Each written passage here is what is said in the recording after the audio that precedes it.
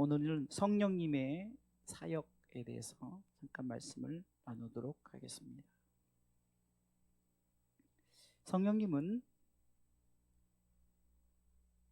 우리가 예수님이 가신 후에 내가 성령을 보내주겠다 하고 성령이 오셨다고 우리가 이렇게 생각하지만, 그러나 성령님은 여러분들 잘 아시다시피 창세기 1장 2절을 통해서 어둠 캄캄한 중에서도 성령님은 그 어둠 속에서 운행했다 계시다는 거예요. 그래서 성령님이 천지창조에도 동참하셨어요. 역사가 흐르고 흘러서 예수님이 이 땅에 오셨고, 예수님이 이제 십자가에 달리실 날이 얼마 남지 않고, 예수님께서 이제 제자들을 떠나보내고 이제는 스스로 십자가의 길을 갈 걸 생각하니까 참 마음이 안 좋았어요. 그래서 예수님께서는 제자들과 함께하는 중에 요한복음 14장은 우리 가운데 굉장히 소망을 주고 희망을 주는, 예수님이 천국에 대한 얘기를 제자들에게 하는 장면이 나옵니다. 그러면서 예수님께서 내가 너희를 떠날 것이다 했을 때 아마 제자들은 그럼 우리는 어떻게 하라고요? 이런 마음이었을 거예요. 그렇죠? 아쉽지만 예를 들어서 제가 사역을 그만두고 이제 멀리 외국을 나간다 그러면은 여러분들 입장에서도 그냥 목사님 그러면 저희는 어떻게 하려고요? 이렇게 얘기가 나올 것 같잖아요. 그러면은 또 다른 주의 종을 내가 준비해 놓을 것이다. 뭐 제가 이렇게 얘기하겠죠. 이제 그 비유가 그렇게 돼도 맞을는지 모르겠지만, 우리 주님은 제자들에게 성령을 보내주겠다라고 약속을 하셨어요.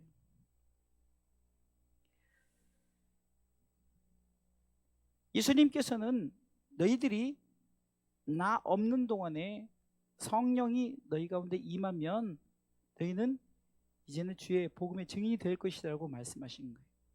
그러면서 성령님은 내가 너희와 영원히 함께 하겠다라고 약속하셨습니다. 그러면서 예수님께서는 네가 나보다 더 큰 능력자가 될 것이다 라고 말하는 거예요. 자, 오늘 본문의 말씀에 보니까 12절 보겠습니다. 같이 읽습니다. 내가 진실로 진실로 너에게 이르노니 나를 믿는 자는 나의 하는 일을 저도 할 것이요 또한 이보다 큰 것도 하리니 이는 내가 아버지께로 감이니라. 아멘. 아니 예수님이 지금 가신다라면서 하시는 소리가 뭐냐면, 야 너희가 나를 믿으면은 나보다 더 큰 일을 할 것이다 라고 이렇게 얘기를 하는 거예요. 내가 없으니까 너희들은 더 큰 일을 할 것이다. 근데 제자들이 아니 우리가 어떻게 그 큰 일을 하겠습니까 했는데, 예수님께서는 계속해서 16절에 이제 뭐라고 말합니까? 또 다른 보혜사를 너희에게 줘서 너희와 함께 있게 하겠다. 그래서 우리가 성경을 통해서 알아야 될 것은 우리가 능력자가 아니라 성령님이 능력자라는 거예요. 아멘.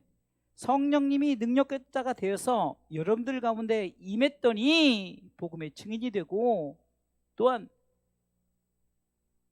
어쩌면은 예수님이 하시지 못했던 일들을 해나가는 거예요. 그래서 여러분들 예수님은 어쩌면은 그 작은 유대 땅에서 사역을 했지만, 그러나 성령님이 얼마나 능력자냐, 이렇게 능력으로 일했더니 전 세계에 예수님의 제자들이 있어서 복음의 증인의 사역을 감당하고 있지 않습니까? 이것이 바로 성령의 능력이란 거예요. 아멘. 성령님께서 우리 가운데 능력을 주시는 것은 제가 지난 주일에도 말씀드렸지만 우리로 하여금 복음의 전달자, 복음의 우리가 증인이 되기 위해서 성령님이 우리 가운데 일하신다. 우리는 성령님을, 어떤 주의 종들은 성령님을 우리가 오라 가라고 자기 마음대로 할 수 있다, 능력자다 이러는데 참 어리석은 주의 종이에요. 그리고 뭐 세상 사람들에게 이슈를 주어가지고 그 능력이 나타나서 성령이 이렇게 역사했다. 성령님은 절대 쇼맨십이 아니에요.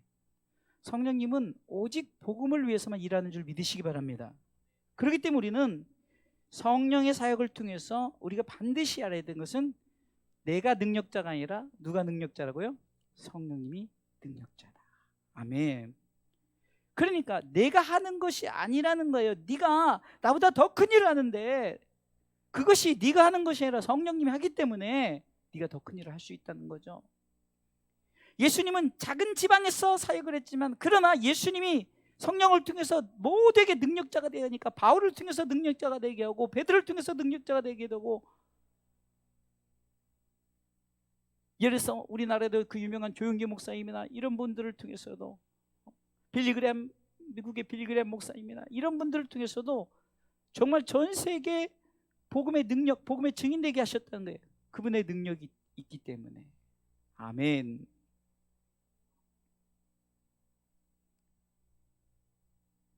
그래서 성령의 능력은 오직 복음을 위해서 우리에게 역사하는 줄 믿으시기 바랍니다. 우리는 자꾸 착각하는 게 뭐냐면요, 내가 하는 줄 알아요. 내가 아니에요. 내 안에 능력자가 있기 때문에.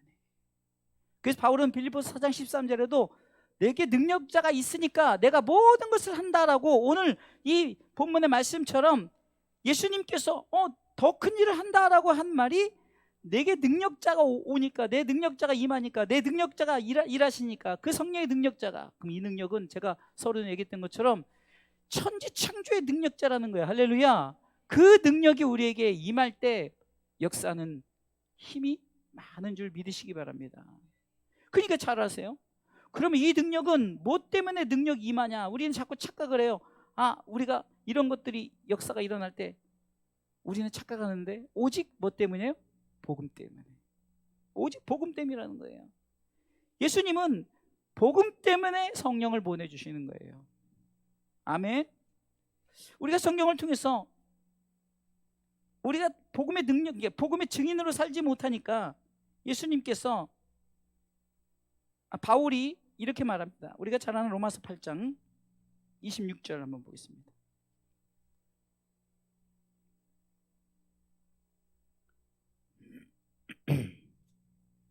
읽어보겠습니다. 시작. 이와 같이 성령도 우리 연약함을 도우시나니 우리가 마땅히 빌 바를 알지 못하나 오직 성령이 말할 수 없는 탄식으로 우리를 위하여 친히 간구하시느니라. 아멘.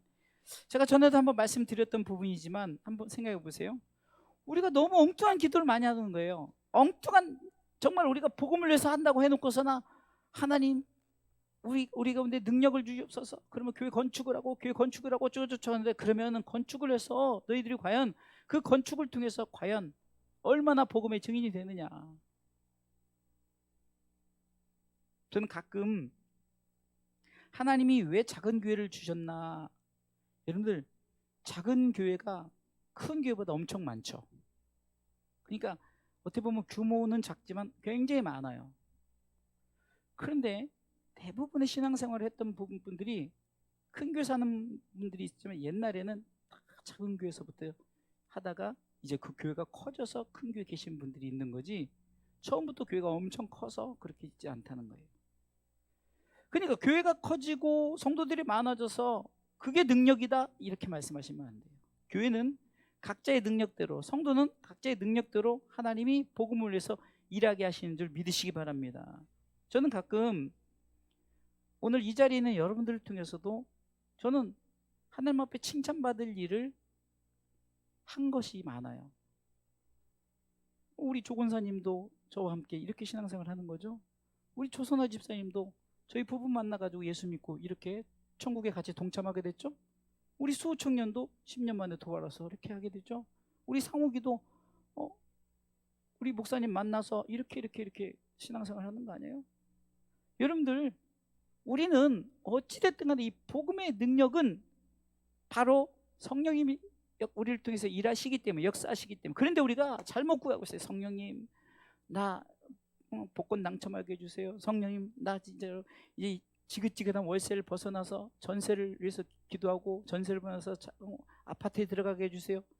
그러니까 잘못 기도하니까 성령님이 아이고 답답하네, 아이고 답답해, 왜 쟤는 저렇게 기도할까 하면서 우리가 마땅히 빌 바를 알지 못하니까 성령님이 탄식하면서 그 기도를 잘못 수정시키면서 그게 아닌데 하면서 저들의 마음에 다시 찾아가서 야 그게 아니다, 그게 아니다, 그게 아니다라고 말하는 거죠.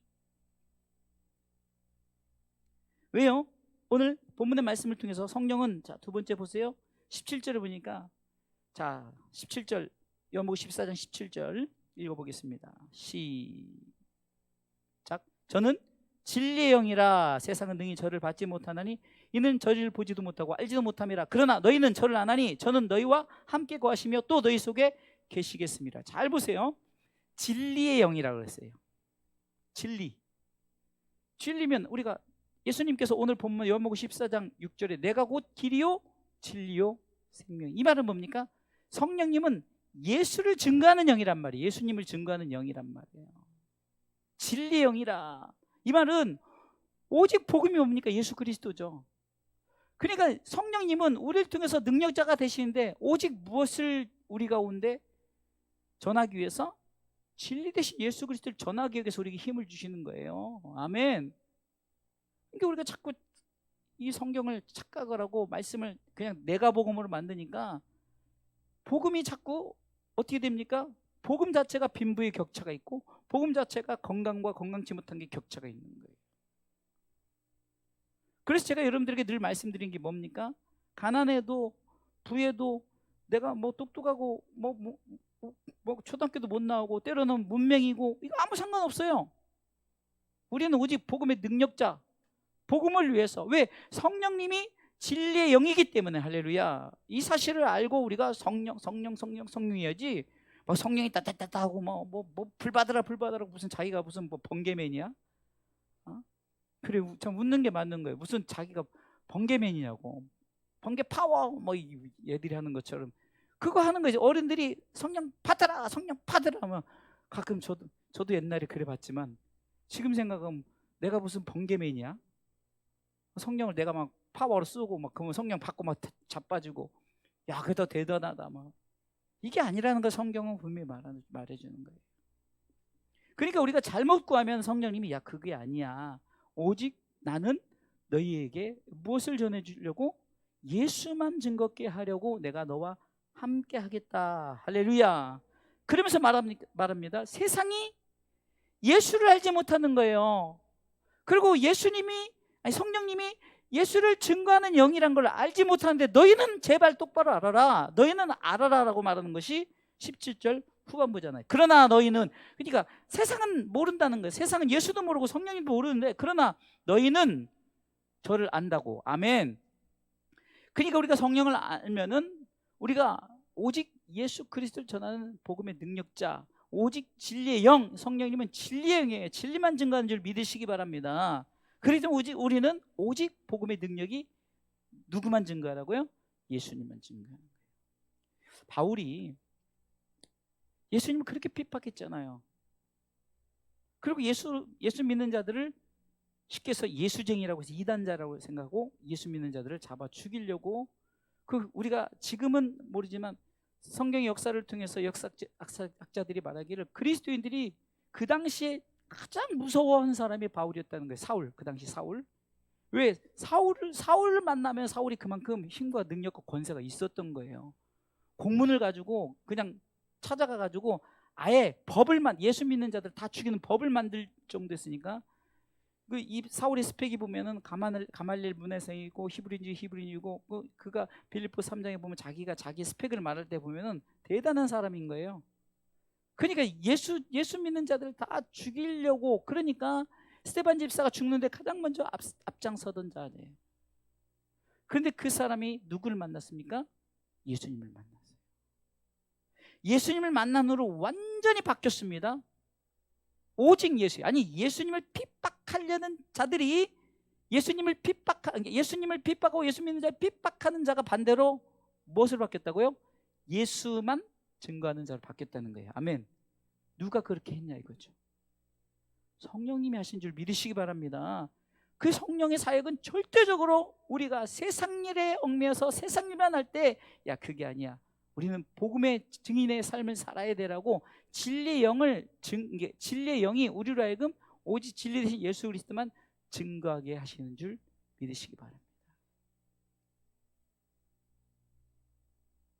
그러기에 우리는 이 복음을 증거함에 있어서 정말 부끄러움이 없는 거예요.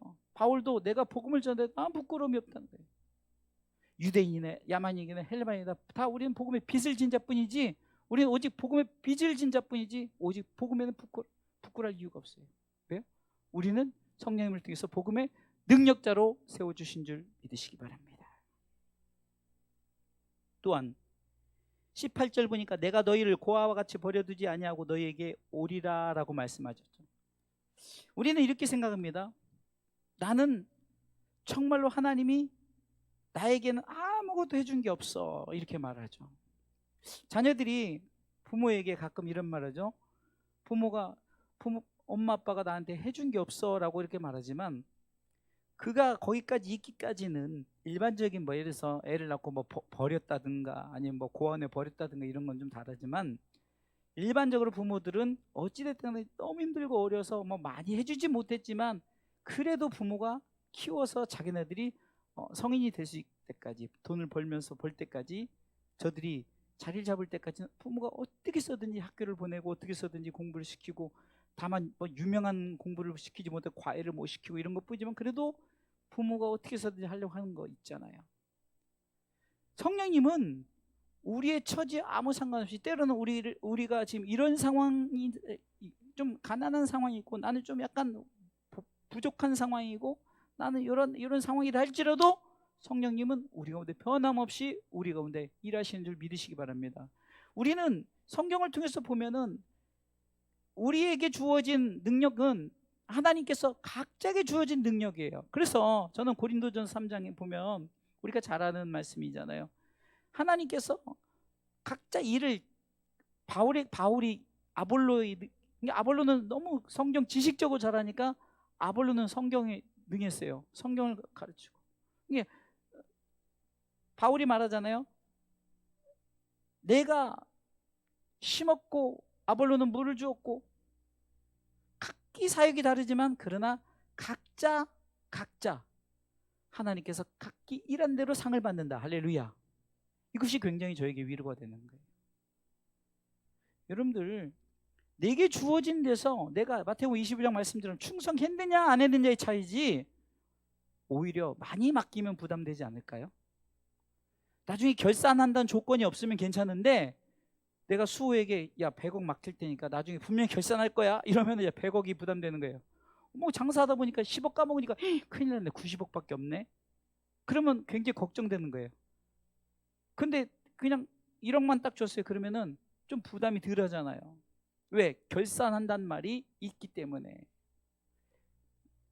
그러니까 우리에게는 어쩌면 달란트 비율을 통해서 보면 5달란트 받은 자가 더 부담이 될 수 있는 거예요.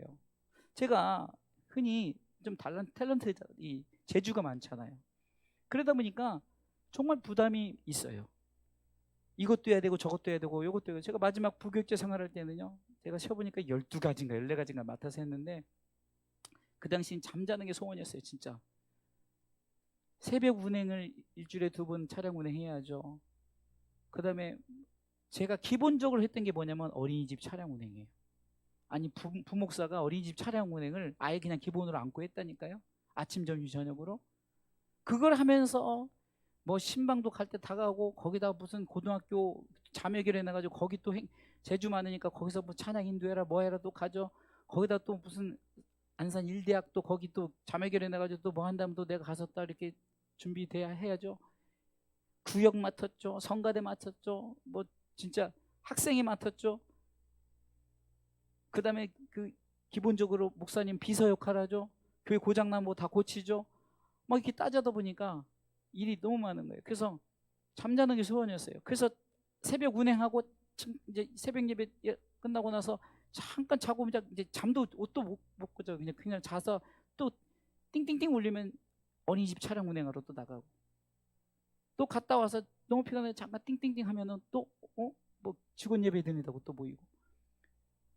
정말 그렇게 했어요. 그러니까 어쩌면 내게 주어진 일에 대해서 어쩌면은 힘들고 어렵지만 내게 맡겨진 것에서 최선을 다했다는 거죠.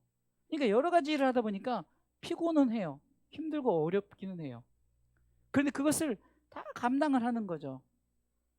내가 맡겨진 것에 이것 하나라도 내가 소홀히 하지 않도록, 그러니까 목사님이, 담임 목사님 저를 인정하고, 한편은 너무 좀 기분 나쁜 일이 있었어요. 그래서 저 그만두겠습니다. 그랬더니 담임 목사님 사정하더라고요. 우리 사모님도 좀 기분 나쁜 일이 있어서 이렇게 사임을 하겠습니다. 또 얘기를 하니까 또 사모님도 일을 잘 하시니까 또 우리 사모님한테 달래고. 우리가 그렇게 그만큼 정말로 일을 잘했어요. 그러니까 목사님도 그렇게, 담임 목사님도 그렇게 나온 거죠. 근데 놀라운 것은 그렇게 저를 붙들고 이랬던 분이 주사랑교회 저희 청빙 왔을 때, 여러분들 제가 간증했잖아요. 절대 그런 분이 아니에요. 근데 일주일 동안 기도해 보겠습니다. 왜냐면 여러분들 아시다시피 그 당시 13년 전에 올 때만 해도 담임 목사가 없어졌잖아요. 여러분들 진짜 고아와 같이 있는 상황 아니에요. 그러니까 우리도 막 갑자기 저도 막 책임감을 느끼고, 그래서 목사님이 그래, 막 목사님한테 가야 됩니다. 목사님 당연히 안 된다고 그러죠. 아니 생각해 보세요. 갑자기 부목사가 와가지고 그만둡니다 하니까 당연히 안 된다고 그러죠. 그래서 저는 왜 이번 주 설교할 사람이 없습니다. 가야 됩니다. 월요일 날 얘기했어요. 그리고 주일날 거기 인사하고 그 다음 주에 온 거예요. 여러분들 우리 그냥 생각할 때는 뭐 당연히 보내주겠지 하지만 그 목사님 성격상 보내주실 분이 아니에요. 그런데 지나고 나면은 하나님이 우리 주사랑교회 저를 통해서 여러분들과 함께 이렇게 무경케 하기 위해서, 때로는 여러분들이 입장들이 다 고아란 말이에요.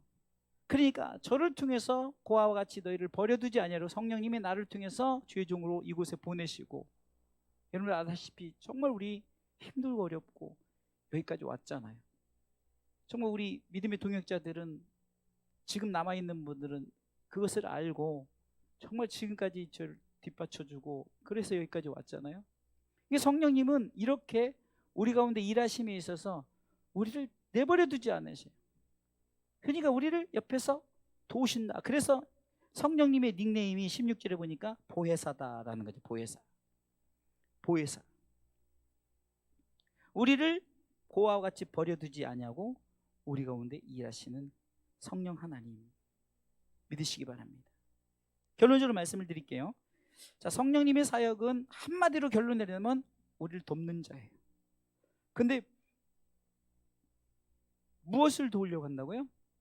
예수 그리스도를 증거하는 거에 그것을 도움을 주시는 분이에요. 그리고 예수 그리스도를 증거하는 일에 능력자로 우리 가운데 도움을 주시는 하나님이죠. 한 영혼도 하나님은 고아 같이 버려두지 않고 다 거두려고 성령님은 우리 가운데 일하시는 거예요. 믿습니까? 그렇기 때문에 우리는 이 성령님의 사역을 통해서 우리는 무엇을 알아야 됩니까? 바로 성령님은 우리를 통해서 예수만 증거하게 하는 영이다. 이것을 반드시 기억하시기 바랍니다. 그러면 우리가 어떤 것에서도 우리가 나는 별로 한 것도 없네. 나는 맨날 이 작은 교회만 다녀서 이러네. 나는 성도들이 별로 없어서 목회가 이렇네. 이렇게 하나도 없는 거예요.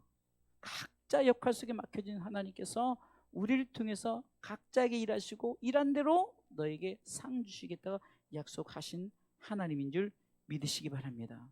그래서 요한복음 14장에서는 왜 성령님을 얘기하느냐, 예수님께서 요한복음 14장에 우리에게 주는 그 예수님의 그 중요한 메시지는 내가 천국을 다 준비했다는 거예요. 그러면 천국 백성 삼으려고 내가 이 땅에 왔고 내가 십자가에 진다, 십자가에 죽는다. 그러나 내가 너희를 떠나는 것이 아니라 나를 계속해서 증거하는 영을 보내주겠다. 그 영이 책임지고 내가 다시 올 그때까지 계속해서 너를 도와주겠다, 너와 함께하겠다. 그럼 결론은 뭡니까? 우리가 성령님이 우리를 통해서 끝까지 함께 하시는 이유가 뭘까요? 예수님이 뭔 얘기를 했죠? 처음에 요한복음 14장에 1절 2절에 내가 너희를 위하여 처소를 예배하러 간다. 천국 예배하러 간다 그랬잖아요. 성령님이 결국은 우리를 통해서 예수 그리스도를 잘 믿다가 이제 천국이 준비된 주님이 와서 너희를 영접할 때 함께 하자, 이거를 성령님께서 계속 도와주시는 거예요. 이것이 성령님의 교통하심이에요. 성령님이 우리 가운데 인도하심. 26절 보세요. 읽습니다. 시작. 보혜사 곧 아버지께서 내 이름으로 보내실 성령 그가 너에게 모든 것을 가르치. 여러분들, 자, 그냥 성경은 모든 것, 그러니까 굉장히 어렵게 하지 마, 생각할 필요 없어요. 모든 것은 가장 중요한 핵심은 예수님이 증거한 메시지가 나를 믿으라. 나를 믿으면 천국을 소유할 것이다. 내가 올 때 너희가 나를 영접하면 그 천국을 네가 가질 것이다. 이 전제 안에 이 천국을 머릿속에 들고 모든 것을 읽어보세요. 그가 너에게 모든 것을 가르치시고 내가 너에게 말한 모든 것을 생각나게 하시리라 하면서 우리가 잘 아는 27절 유명한 말씀이죠. 평안을 너희에게 끼치노니 곧 나의 평안을 너에게 주노라. 내가 너에게 주는 것은 세상이 주는 것 같지 아니하라. 너희는 마음에 근심도 말고 두려워하지도 말라. 여러분, 이 말씀이 예수님이 우리에게 말씀하시는 이 평안이 뭘까요? 그것은 여러분 내적 평안이 이루어지면은 두려울 것도 염려할 것도 없다는 거예요. 주어진 삶 속에서 내가 최선을 다해 살면은 나중에 우리 가운데 이 평안의 나라가 우리 가운데 임하기 때문에 우리는 이 평안을 우리가 끝까지 내 가슴에 담고 있으면은 이 평안의 나라에. 그래서 시편 119편인가요? 7편인가요? 보면 이제 막 광풍이 일어나고, 막 전에도 한번 설교했죠. 광풍이 일어나고 우리를 막 107편이군요. 107편. 광풍이 일어나고 막 그러니까 내가 막 정말 영혼이 놀래가지고 막 이럴 때도 막 그러고 하다 보니까 나중에 보니까 소원의 항구에 다다른 거예요. 그러니까 이 땅의 고난은 우리에게 있다 했고 전에 말씀을 드렸잖아요. 이 고난 가운데 우리가 예수님을 믿는 믿음을 붙잡고 살다 보면 고난이 있었지만 어느덧 이 소원의 항구에 다다라서 평안한 이 소원의 항구의 어떤 그 은혜를 느끼게 된다는 거예요. 그러니 성령님의 사역은 무엇일까? 바로 예수님을 믿고 끝까지 그것을 간직함으로 말미암아 예수님이 말한 천국을 네가 간직하라는 거죠. 그것이 예수님이 약속했잖아요. 너희는 마음에 근심하지. 1절 2절 읽어보겠습니다. 1절 2절 54장 1절 2절 읽어봐야 돼요. 본맥을 잘 보세요. 너희는 마음에 근심하지 말라. 하나님 믿으니 또 나를 믿으라. 그러니까 왜 그러냐면 제자들 근심을 했다는 거예요. 예수님 떠나니까 그냥 세상 다 끝난 줄 알고 그렇게 근심했다는 거예요. 그러니까 예수님 2절 보세요. 내 아버지 집에 거할 곳이 많도다. 그렇지 않으면 너에게 이르시리라. 내가 너희를 위하여 처소를 예비하러 가노니. 3절. 내가 가서 너희를 위하여 처소를 예비하면 내가 다시 와서 너희를 내 교회로 영접하여 나 있는 곳에 너희도 있게 하리라 하면서 성령님을 소개하기 시작한 거예요. 근데 성령님이 누구냐? 진리의 영이라, 나를 증거하는 영이다. 그렇게 말씀하시면서 그 성령이 너를 인도하시고 모든 것을 가르치시고 내가 말한 모든 것이 뭐니까 예수 잘 믿고 천국 가서 끝까지 붙든 것을 가르치시고 생각나게 하고 다 한다 하시면서 이제는 그러니까 1절 말씀에 근심했던 제자들에게 평안을 너희에게 끼치노니, 이것은 천국 평안을 얘기하는 거죠. 그러니까 땅의 것으로 근심하지 말라, 걱정하지 말라, 염려하지 말라. 우리가 걱정하죠. 뭐 그런 걱정을 얘기하는 게 아니에요. 그러니까 땅에서 우리가 근심하고 걱정, 염려하죠. 그것을 하지 말라는 게 아니라 내적 평안인 거죠. 이미 우리는 예수 믿고 천국 가는 천국 티켓을 갖고 있어요. 빌립보서 우리가 잘 아는 말씀이잖아요. 하늘의 시민권 우리는 가진 자들이잖아요. 그러니까 3장 20절에 하늘의 시민권을 가졌기 때문에 우리는 거기서 누구를 기다린다고 말합니까? 20절. 누가 계시다고 그랬어요? 구원자 곧 주 예수 그리스도를 기다린다. 아멘. 예수님께 나 간다 이거죠. 예수님 어디 계시다고요? 천국 가시는 거예요. 천국에 계신 거예요. 오시면은 이제 우리가 천국 백성 되니까 우리는 하늘의 시민권, 하늘의 그 시민권을 가졌기 때문에 오, 주 예수여 어서 오시옵소서 마라나타 이렇게 하고 있다는 거예요. 이것이 시민권자란 말이에요. 그게 우리 가운데 평안인 줄 믿으시기 바랍니다. 그래서 이스라엘 백성들은 샬롬이란 이 단어 속에 이 샬롬이 평강 아니에요. 평안이잖아요. 우리가 평안하세요, 평안해, 샬롬 인사를 하잖아요. 그냥 우리가 샬롬 할 때는 그냥 땅의 평안을 얘기하는 것이 아니라 우리는 하늘의 평안을 가진 자들이다. 평안의 티켓을 우리는 이미 소유한 자들이다. 천국 백성이다. 이런 표시예요. 이게 저도 전에는 그냥 자꾸 샬롬 뭐 이러고 뭐 평강 있을지다 그러면 우리 가운데 땅의 평강이 있고 세상의 평안이 있을지다 이럴 수 있어요. 뭐 세상의 평안은 돈으로도 평안할 수 있어요.